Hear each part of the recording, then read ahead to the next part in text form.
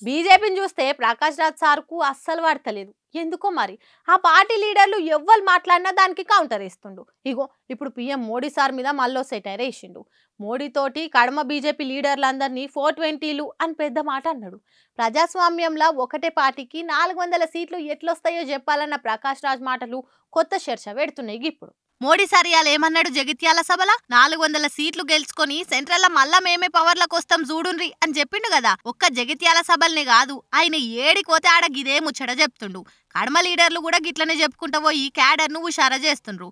అయితే సినిమాల నటుడు ప్రకాష్ రాజ్ సారు ఎందుకో గాని ఈ 400 సీట్లు వస్తాయనే ముచ్చట మీద గట్టిగా వేసుకుంటుండు. బీజేపీ వాళ్ళంతా మోసాలు చేసేటోళ్ళేనట, అందుకే వాళ్ళను 420 గాళ్ళు అంటారు అని చెప్పబట్టి అసొంటి 420లకు 400 సీట్లు వస్తాయంటే ఎట్లా నమ్ముతాం అని క్వశ్చన్ చేసిండు.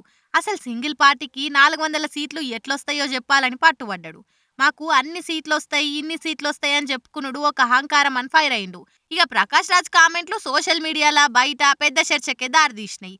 ప్రజాస్వామ్యంలా ప్రజలు ఓట్లేస్తేనే ఏ పార్టీ అయినా గెలుస్తుంది, అంతేగాని మా పార్టీకే వేస్తారు చూడుండ్రి జనాలు అని అంటే ఎట్లా అని క్వశ్చన్ చేస్తుండ్రు జనాలు. ఫలానా సీట్లు వస్తాయి మాకు అనేది ఏ పార్టీకైనా తెలుస్తుందా?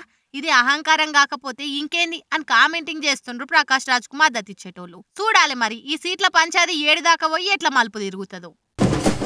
షర్మిల ఏపీ కాంగ్రెస్ ప్రెసిడెంట్ అయిన కాన్ నుంచి ఆంధ్రల పానం లేని పార్టీకి జీవగంజి పోసి బతికిచ్చే ప్రయత్నం చేస్తుంది షర్మిలక్క. అందుకే మొన్న విశాఖ ఉక్కు ఫ్యాక్టరీ కాపాడుకుందామని మీటింగు పెట్టింది. రోజుకో తీర్లా అన్నపాలన మీద సురుకులు పెడుతుంది. అన్నను ఓడించాలనే పిలుపునిస్తుంది.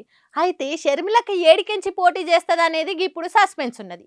అన్నను ఓడించుడు ఎందుకు గాని కజిన్ బ్రదర్ను ఓడించి అని కాంగ్రెస్ పెద్దలు చెప్పిండ్రట అక్కకు. ఇంతకు అక్క పెద్దలు చెప్పిన మాట ఇన్నదా లేదా? షర్మిలక్క ఆంధ్రకు షిఫ్ట్ అయిన కాన్ నుంచి అన్న జగన్ మీద పులివెందులకెళ్లే పోటీ చేస్తుందని అందరూ అంటున్నారు. కానీ పార్టీ ఈక్వేషన్స్ ను బట్టి అదంతా ఈజీ కాదని చక్కగా పులివెందుల ఎంపీగా నిలబడి ఇంకో అన్న అవినాష్ రెడ్డిని ఓడియాలని హైకమాండ్ పెద్దలు అక్కను ఒప్పించిరట. లేదు నేను మా అన్ననే ఓడియాలి, మా అన్నని అధికారంలోకి రాకుండా చెయ్యాలని జిద్దు పట్టుతోటి చెయ్యనన్నదట షర్మిలక్క. అట్లా కాదు షర్మిల, మా మాటిను, జగన్ మీద పులివెందుల పోటీ ఎందుకు, అదేదో ఎంపీగా గెలిస్తే ఢిల్లీ రాజకీయాల పాతారా పెరుగుతుంది, ఇడ ఇంకో అన్నను ఓడించిన పేరు వస్తుంది, అన్ని తీర్ల నీకే మంచిదైతుందని నచ్చ చెప్పిరట.